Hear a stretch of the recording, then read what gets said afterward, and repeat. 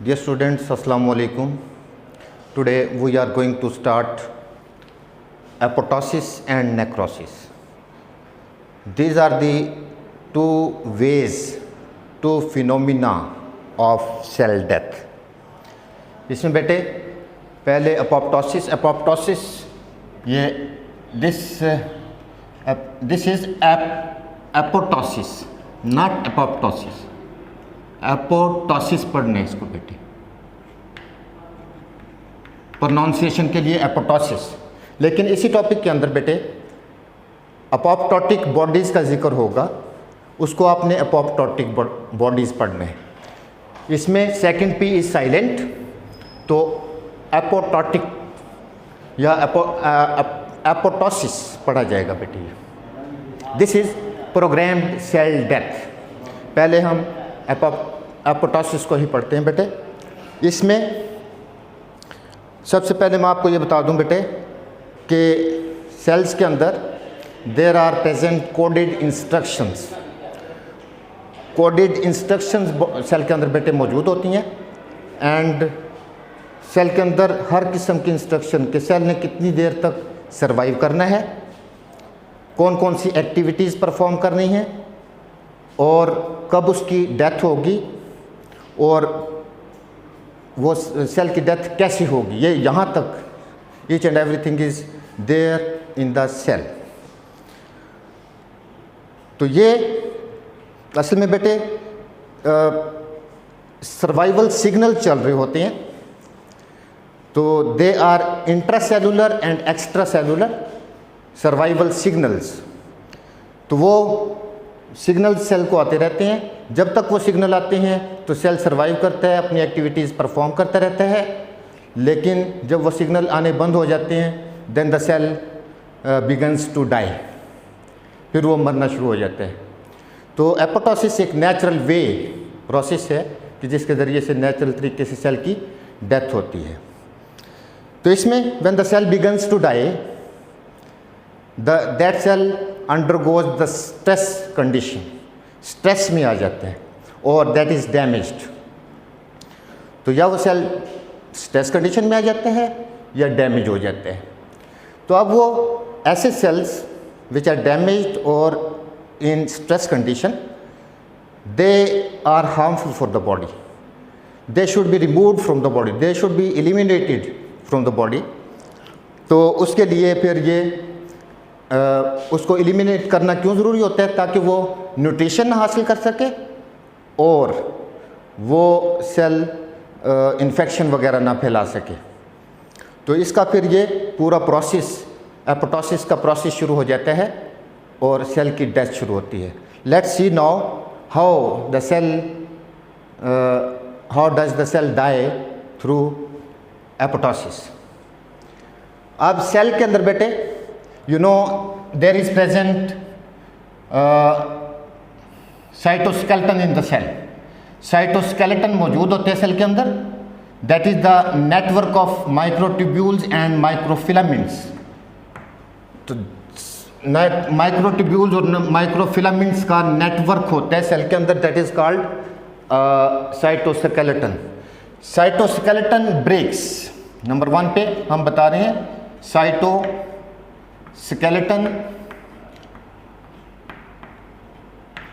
Breaks by enzymes. Enzymes के ज़रिए से इसका साइटोस्केलेटन, सेल का अंदर वाला स्केलेटन जो माइक्रोट्यूब्यूल्स और माइक्रोफिलामेंट्स का होता है, that breaks by the help of enzymes. When the cytoskeleton breaks the cell shrinks. Number 2 पे आप देख रहे हैं द सेल श्रिंक्स छोटा हो जाता है एंड बिकम राउंडेड, और गोल पहले के मुकाबले में ये राउंडेड हो जाते हैं, become rounded. Cell shrinks and become rounded. उसके बाद क्या होता है, इसके अंदर न्यूक्लियस के अंदर chromatin material is present. That chromatin material in the nucleus that first of all condenses and then that breaks and spreads into several discrete bodies. Chromatin, ये सेवरल डिस्क्रीट बॉडीज़ के अंदर ये क्रोमेटिन मटेरियल या nuclear material, ये several discrete bodies, अलग-अलग bodies में ये टूट जाता है। और न्यूक्लियर इन्वेलप दैट ब्रेक्स, इसमें बेटे ये nuclear envelope breaks, nuclear envelope breaks and the chromatin material, the chromatin material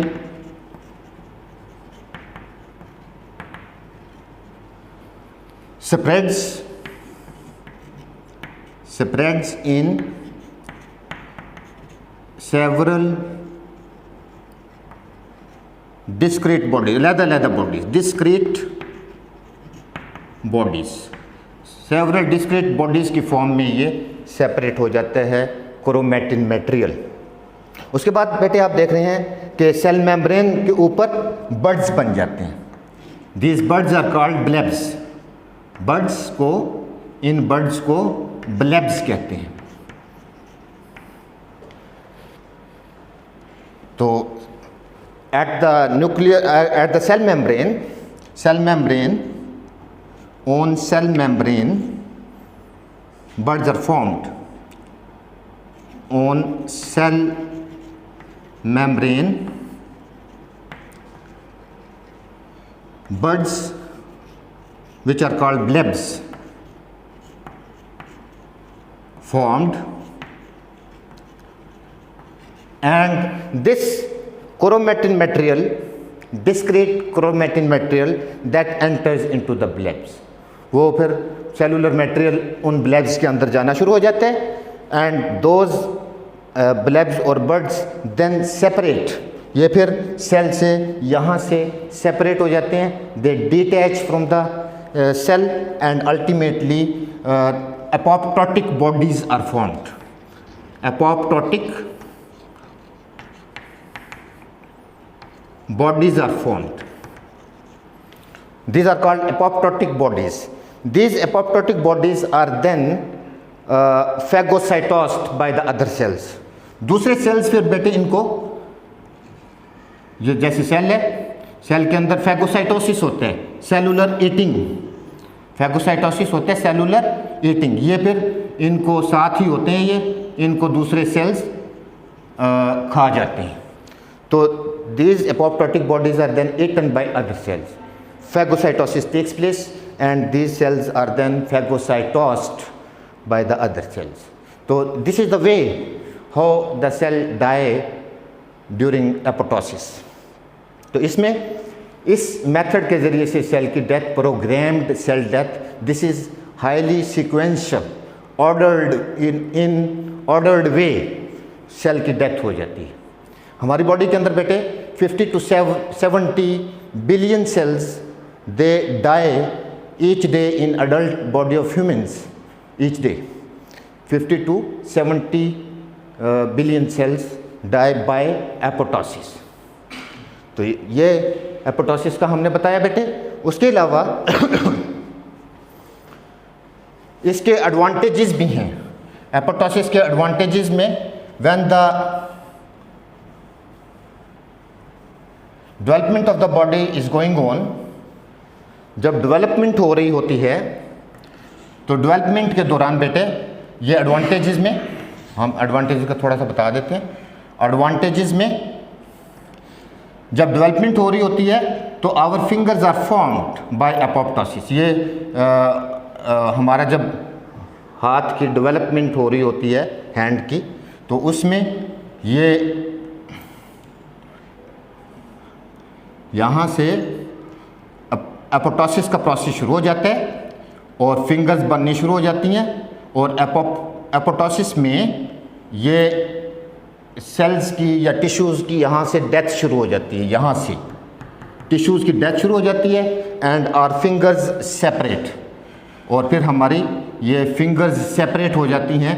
this is the main advantage of apoptosis. तो ये एपोप्टोसिस का मेन एडवांटेज होता है, our fingers separate due to apoptosis. तो ये यहाँ पर एपोप्टोसिस शुरू होने की वजह से सेल्स और टिश्यूज़ की डेथ शुरू हो जाती है और उसकी वजह से हमारी फिंगर्स दे सेपरेट। इसी तरह से हमारे जो टोज़ होती हैं, पाँव की उंगलियां, they are also separated by the process of apoptosis. तो this is the advantage of apoptosis. Next one is necrosis. Necrosis is the accidental death of cells and living tissues.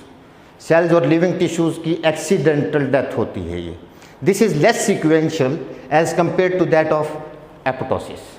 ये नेक्रोसिस इसके मुकाबले में लेस सीक्वेंशियल है, इतने sequence से नहीं processes सारे होते, और सेल की डेथ जिस तरह से एपोप्टोसिस में होती है उस तरह से इसमें सेल की डेथ नहीं होती। This is less sequential as compare to apoptosis. And the sources of apoptosis, sources of necrosis are injury, infection, cancer, and when the cell is given hypoxic environment. Hypoxic कहते हैं बेटे with less oxygen, कि जब oxygen ना मिले तो वो hypoxic environment में जब सेल आता है then necrosis may take place। तो इसमें अब नेक्रोसिस में डेथ होती कैसे है कि सेल के अंदर बेटे, सेल के अंदर सेल में आप देख रहे हैं कि ये when the cell is injured, cell जब इंजर्ड हो जाता है, इंजर होने के बाद the lysosomal enzymes are released from the cell and those enzymes